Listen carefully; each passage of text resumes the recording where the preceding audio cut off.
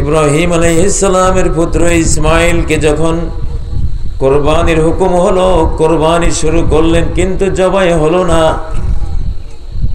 দুম্বার বিনিময়ে তার জীবন বেঁচে গেল। শুকরিয়া হিসাবে ইব্রাহিম আলাইহিস সালাম 4 রাকাত সালাত পড়লেন। এটা জোহরের সালাত।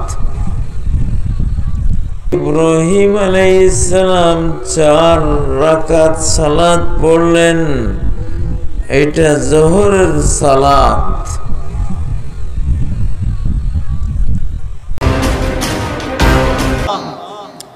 ইব্রাহিম নবীরে নমরুদে আগুনের ভিতরে ফালাইছে, আগুন ফুল বাগান হয়ে গেছে। ওই আগুনের ভিতরে ফুল বাগান হওয়াতে ইব্রাহিম আলাইহিস সালাম কয়, আল্লাহ আগুনের ভিতরে তার আমের ব্যবস্থা করলেন আমনে, তাইলে আমনারে কয়টা সেজদা আমি কেমনে না দেই?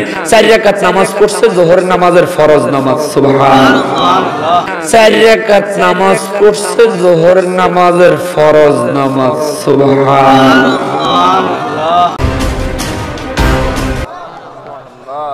হযরত মুসা কালিমুল্লাহ তিনি যখন তুর পাহাড়ে আল্লাহর সঙ্গে কথা বললেন, শুকরিয়া হিসেবে 4 রাকাত নামাজ পড়ছেন। আল্লাহ পাক ওটাকে যোহর হিসেবে কবুল করে নিয়েছেন। নামাজ পড়ছেন, আল্লাহ পাক ওটাকে যোহর হিসেবে কবুল করে নিয়েছেন। আর সর্বপ্রথম জোহরের নামাজ পড়েছিলেন হজরত ইব্রাহিম আলাইহিস সালাম। আর এটা তখন পড়েছিলেন যখন তিনার কলিজার টুকরার সন্তান হজরত ইসমাইল আলাইহিস সালামকে কুরবানি দেওয়ার নির্দেশ দেওয়া হয়েছিল। রব্বুল আলামিন ডাক দে বলে, বন্ধু ইব্রাহিম পয়গম্বর আমার শুকরিয়া আদায়ের লক্ষ্যে যখন জোহরের সময় যখন কুরবানিটা হবে, কুরবানিটা ছিল জোহরের সময়। ওই জোহরের সময় 4 রাকাত নামাজ পড়ছে। এই কারণে আমি রব্বুল আলামিন ওই 4 রাকাত নামাজকে এত বেশি পছন্দ করলাম, আপনার উম্মতের জন্য ওই 4 রাকাত জোহর নামক ফরজ নামাজ হিসাবে আমি রব্বুল আলামিন ওই নামাজকে ফরজ করে দিলাম। যদি ওই নামাজ পড়তে পারে, ইব্রাহিম পয়গম্বর ইবাদত করে যেই সওয়াব পাইছে, আমি রব্বুল আলামিন ওই আদম ইব্রাহিম যেই সওয়াব পাইছে, আপনার উম্মত যদি এই নামাজগুলো জামাতের সাথে আদায় করে, ইব্রাহিম পয়গম্বরের যেই নেকি, আদম পয়গম্বরের যেই নেকি, ওই নেকিগুলো আমি রব্বুল আলামিন আপনার গুনাহগার উম্মতকে দান করে দিব। জোরে কন্না সুবহানাল্লাহ। হযরত ইব্রাহিম খলিলুল্লাহ, আল্লাহ বললেন, রে ইব্রাহিম তোমার পুত্রকে আমার রাস্তায় কুরবানি করো। হযরত ইব্রাহিম আলাইহিস সালাতু ওয়াস সালাম আল্লাহর রাস্তায় সন্তান কুরবানি করবেন, তিনি রাজি হয়ে গেলেন, যেহেতু তিনি একজন নবী ছিলেন। ভাইরা আমার, হযরত ইব্রাহিম খলিলুল্লাহ আল্লাহ পাক যাতে ইব্রাহিম নবীর কুরবানিটা কবুল করে নেন, এই জন্য তিনি 1 রাকাত নামাজ পড়েছেন। জোরে বলেন সুবহানাল্লাহ।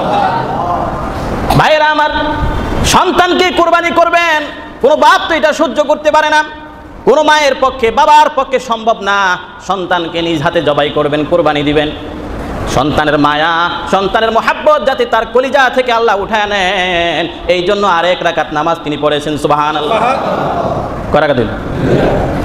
হযরত ইব্রাহিম আলাইহিস সালাতু ওয়াস সালাম সন্তানের কাছে কুরবানির ঘটনা বলবেন। এই কুরবানিকে কেন্দ্র করে আল্লাহ যে হুকুম করেছেন কুরবানি করার জন্য, সন্তান যাতে রাজি হয়ে যায়, এই জন্য আরেকবার তিনি 1 রাকাত নামাজ পড়লেন। সুবহানাল্লাহ। কয় রাকাত হইল? আমার ভাইরা, যখন হযরত ইব্রাহিম আলাইহিস সালাতু ওয়াস সালাম তার সন্তানকে জমিনে শোয়া কুরবানি করে দিলেন, তিনি জয়ী হয়ে গেলেন। আল্লাহ তার কোরবানি কবুল করলেন, কিন্তু সন্তানকে আল্লাহ কোরবানি করেন নাই, জান্নাত থেকে একটা দুম্বা এনে কোরবানি করে দিয়েছে। হযরত ইব্রাহিম আলাইহিস সালাতু ওয়াস সালাম চক্ষু মোবারক যখন খুললেন, দেখলেন সন্তান কলিজার টুকরা দাঁড়ায় আছে, আর পাশে দুম্বা কোরবানি হয়ে গেছে। তিনি আনন্দিত হইলেন, শুকরিয়ার জন্য 1 রাকাত নামাজ পড়লেন। কয় রাকাত হলো? আল্লাহ পাক হযরত ইব্রাহিম নবীর এই 4 রাকাত নামাজ এতটাই পছন্দনীয় করলেন, পছন্দনীয় হয়ে গেল। হযরত মুহাম্মদ সাল্লাল্লাহু আলাইহি সাল্লাম এবং তার উম্মতে মুহাম্মাদির উপর জোহরের 4 রাকাত ফরজ বানায় আল্লাহ কিয়ামত পর্যন্ত নাজিল করে দিলেন। তাহলে জোহরের 4 রাকাত নামাজ কোন নবী থেকে আসলো? ইব্রাহিম খলিলুল্লাহ।